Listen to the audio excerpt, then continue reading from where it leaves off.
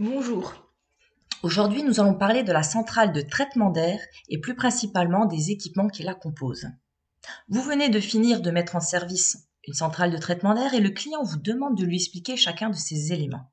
Tout d'abord, nous allons voir le principe de base et chacun des équipements d'une centrale de traitement d'air. Tout d'abord, le concept d'une centrale de traitement d'air. Nous avons un local. Nous allons donc extraire de l'air de ce local et le mélanger donc avec de l'air neuf pour pouvoir ensuite préparer l'air pour obtenir dans le local une température, une hygrométrie de confort demandée par le client. Les différents traitements possibles de l'air sont le mélange, le préchauffage, le refroidissement, la déshumidification, l'humidification et le chauffage.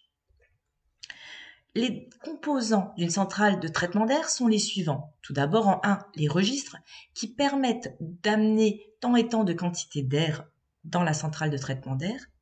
2, le caisson de mélange qui va mélanger l'air neuf et l'air repris. Les différents filtres qui vont donc enlever les impuretés de l'air. La batterie chaude qui va permettre donc de réchauffer l'air en hiver. La batterie froide qui va la permettre l'air de se refroidir en été, l'humidificateur qui va apporter donc un taux d'humidité convenable pour le confort du client, le ventilateur qui va permettre donc de propulser l'air jusqu'au local à refroidir ou à chauffer, un piège à sonde qui va permettre donc de compenser le bruit émis par toutes ces structures de centrales de traitement d'air, mais plus principalement le ventilateur, et le filtre à poche qui va permettre donc de filtrer pour pouvoir donc amener l'air correctement dans le local. Tout d'abord, nous avons ici une image d'une grille d'air et aussi des registres. À côté de chacun des éléments, il va y avoir le symbole qu'on pourra mettre au niveau des schémas quand on voudra construire une centrale de traitement d'air. Le caisson de mélange. Nous voyons ici un caisson de mélange. Son explication est simple. On va donc récupérer de l'air du local, on va l'amener avec de l'air neuf pour pouvoir mélanger et créer un air mélangé. Cet air mélangé, ça sera l'air qui sera soufflé dans le local. Ensuite, il existe différents types de filtres.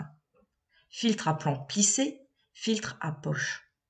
Nous en voyons la symbolique juste à côté. Concernant les batteries de chauffage, elle peut être à eau chaude, à vapeur ou électrique. Nous avons aussi le symbole ici de la batterie chaude électrique qu'on mettra au niveau d'un schéma.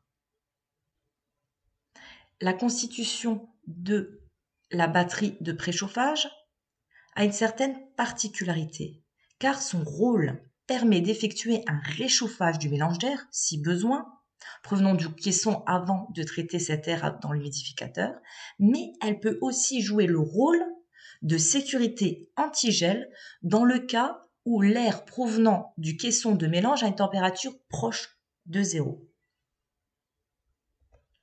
La batterie froide, deux types, à eau glacée et à détente directe. À détente directe, on va dire que la batterie est dans ce cas directement alimentée par le fluide frigorigène. Nous avons ici les deux images de ces batteries froides.